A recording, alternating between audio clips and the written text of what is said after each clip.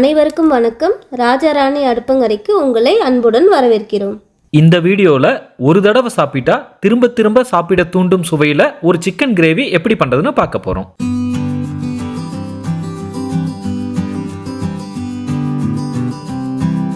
முக்கால் kilo chicken எடுத்து அது கூட கொஞ்சம் உப்பு தயிர் சேர்த்து 10 நிமிஷம் ஊற வச்சுக்கலாம்.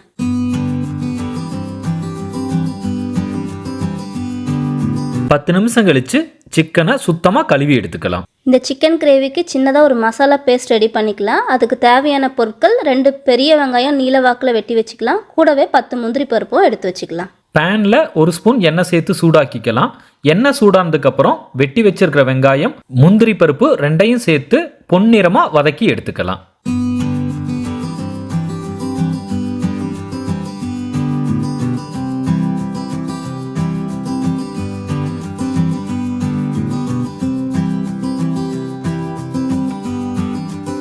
வதக்கி வச்சிருக்க வெங்காயம் முந்திரி பருப்பு சூடு ஆறுனதுக்கு அப்புறம் மிக்ஸி ஜாரில் சேர்த்து ஒரு நைஸான பேஸ்ட்டாக அரைச்சி எடுத்துக்கலாம்.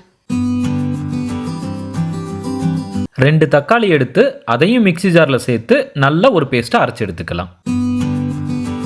இப்போ சிக்கன் கூட கொஞ்சமாக உப்பு, கொஞ்சமாக மஞ்சள் தூள், 1/2 ஸ்பூன் மிளகுத்தூள், 1/2 ஸ்பூன் காஷ்மீரி மிளகாய் தூள் சேர்த்து நல்லா கலந்து ஒரு அரை மணி நேரம் ஊற வச்சிடலாம்.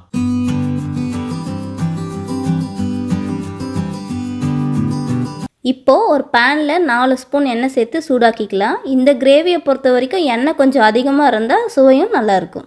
எண்ணெய் நல்லா சூடானதுக்கப்புறம் அரை மணி நேரம் மேரினேட் பண்ணி வச்சுருக்கிற சிக்கனை அது கூட சேர்த்து நல்லா கலந்து விட்டுறலாம். சிக்கன் 2 நிமிஷம் நல்லா வதங்கினதுக்கு அப்புறம் நம்ம மூடி போட்டு ஒரு 10 நிமிஷம் வேக வச்சுக்கலாம். சிக்கனை வேக வைக்கும்போது கொஞ்சம் கூட தண்ணி சேர்க்க தேவையில்லை. நம்ம சேர்த்துருக்கிற ஆயில்லையே சிக்கன் முக்கால் பக்கம் அருமையாக வெந்துடும்.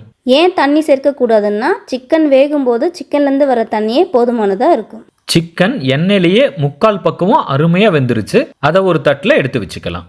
இப்போது நம்ம சிக்கன் கிரேவி தாளிக்க ஆரம்பிக்கலாம். இதுக்கு நம்ம புதுசாலாம் எண்ணெய் சேர்க்க தேவையில்லை. ஏன்னா ஏற்கனவே நம்ம சிக்கன் பொரிச்சு வச்ச எண்ணெய் இருக்குது. அதே எண்ணெயில் ஒரு பெரிய வெங்காயத்தை சின்னதாக வெட்டி அது கூட சேர்த்து நல்லா கலந்து விட்டுடலாம். வெங்காயம் 1 நிமிஷம் வதங்கினதுக்கப்புறம் அது கூட கொஞ்சமாக கருவேப்பிலை, 1 ஸ்பூன் இஞ்சி பூண்டு பேஸ்ட்டு சேர்த்து நல்லா கலந்து விட்டுடலாம்.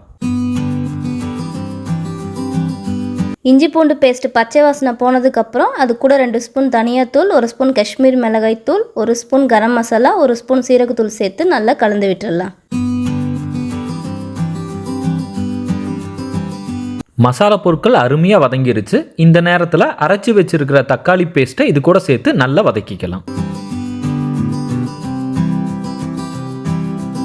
தக்காளி விழுது மசாலா கூட சேர்ந்து 2 நிமிஷம் நல்லா வதங்கினதுக்கு அப்புறம் நம்ம ஏற்கனவே வேக வச்சு வச்சிருக்க சிக்கனை இது கூட சேர்த்து நல்லா வதக்கி விட்டுடலாம். சிக்கன் ஏற்கனவே எண்ணெயிலேயே முக்கால் பக்கம் வெந்துருச்சு.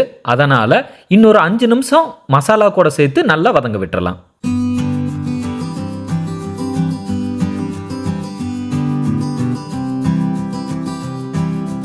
சிக்கன் 5 நிமிஷம் வதங்கினதுக்கப்புறம் நம்ம ஏற்கனவே பெரிய வெங்காயமும் முந்திரி பருப்பும் சேர்த்து ஒரு பேஸ்ட் ரெடி பண்ணி வச்சுருந்தோம்ல, அந்த பேஸ்ட்டை இப்போ சிக்கன் கூட சேர்த்து நல்லா கலந்து விட்டுடலாம்.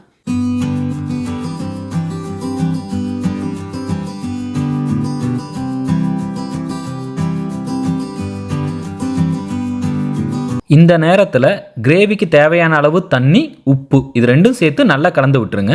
நாங்கள் சிக்கன் ஊற வைக்கும் போதே தேவையான அளவு உப்பு சேர்த்துக்கிட்டோம். உங்களுக்கு தேவைப்படுதுன்னா இந்த நேரத்தில் நீங்கள் உப்பு சேர்த்து நல்லா கலந்து விட்டுறலாம். இப்போது நம்ம சிக்கன் கிரேவியை 10 நிமிஷம் மூடி போட்டு நல்லா கொதிக்க விடலாம்.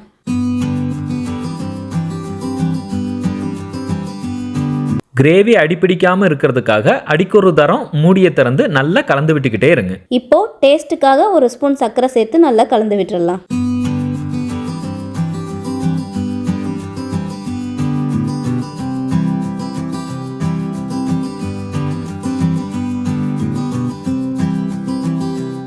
கூடவே கொஞ்சமாக கஸ்தூரி மேத்தி சேர்த்து கலந்தோம்னா நம்ம கிரேவியோட வாசனை அருமையாக இருக்கும்.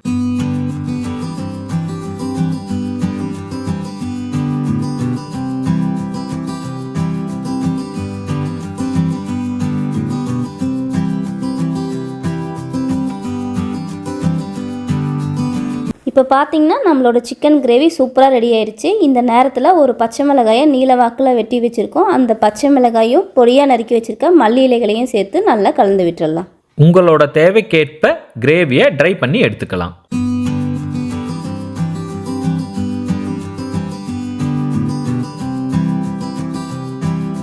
இந்த சிக்கன் கிரேவி சப்பாத்தி பரோட்டாக்கு சூப்பர் காம்பினேஷனாக இருக்கும். இந்த கிரேவியை ஒரு தடவை செஞ்சு பாருங்க, அதுக்கப்புறம் நீங்களே சொல்லுவீங்க ஹோட்டலில் வாங்குற கிரேவியை விட இது அற்புதமாக இருக்குதுன்னு.